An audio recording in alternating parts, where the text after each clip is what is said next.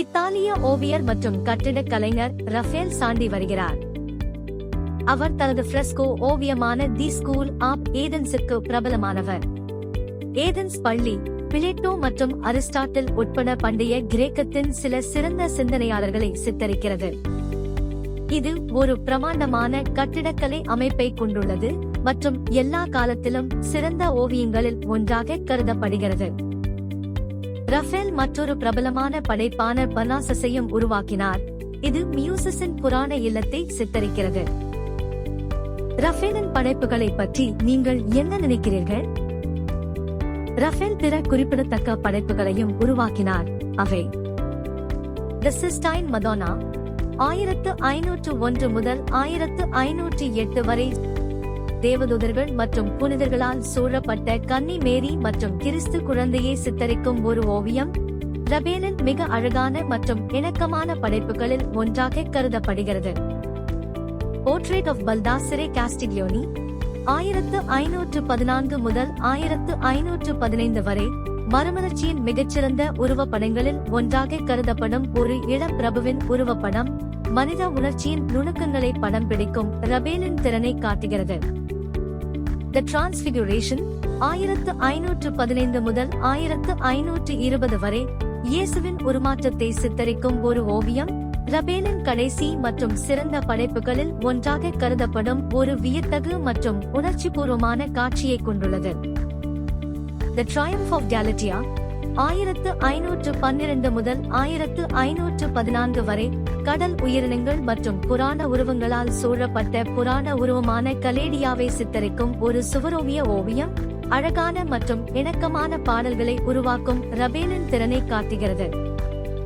தி star C ரஃபேலோ 1508 முதல் 1524 வரை, ரஃபேலின் மிக அழகான மற்றும் சிக்கலான படைப்புகளில் சிலவாக கருதப்படும் பாரம்பரிய புராணங்களிலிருந்தும் புனிதர்களின் வாழ்க்கையிலிருந்தும் காட்சிகளை கொண்ட வத்திக்கானில் வரையப்பட்ட ஓவியங்களின் தொடர்.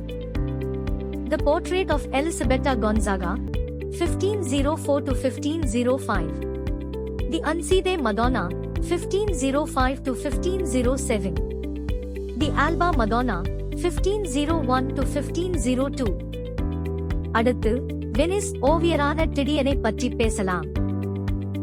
டிடியனின் ஆரம்பகால படைப்புகள் வெனிஸ் கலைஞர்களால், குறிப்பாக ஜியோவானி பெல்லினி மற்றும் ஜியோர்ஜியோனால் பெரிதும் பாதிக்கப்பட்டன. இருப்பினும் அவர் விரைவில் தனது சொந்த தனித்துவமான பாணியை வளர்த்துக் கொண்டார். இது தைரியமான வண்ணங்கள், மாறும் அமைப்பு மற்றும் மனித உணர்ச்சியின் ஆழமான உணர்வு ஆகியவற்றால் வகைப்படுத்தப்படுகிறது. அவர் தனது ஓவியமான பச்சஸ் மற்றும் அரியட்னேவுக்கு பிரபலமானவர்.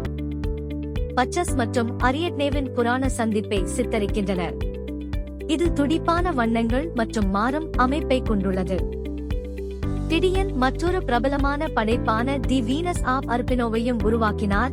இது வீனஸ் தெய்வத்தை ஒரு ஆடம்பரமான உட்புறத்தில் சித்தரிக்கிறது. டிடியனின் படைப்புகளை பற்றி நீங்கள் என்ன நினைக்கிறீர்கள்? டிடியன் பிற குறிப்பிடத்தக்க படைப்புகளையும் உருவாக்கினார். அவை ஆக்டியோனின் மரணம் 1556 முதல் 1559 வரை, தனது சொந்த நாய்களால் கொல்லப்பட்ட ஆக்டியோனின் புராண கதையை சித்தரிக்கும் ஒரு ஓவியம்.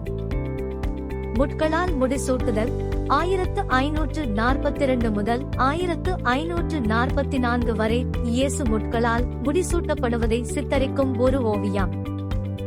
The Tribute Money 1516, the Pesaro Madonna 1519 to 1526, the Assumption of the Virgin 1516 to 1518, the Battle of Cadore 1509 to 1515, The Emperor Charles V on horseback 1548, The Clarice Strozzi 1542.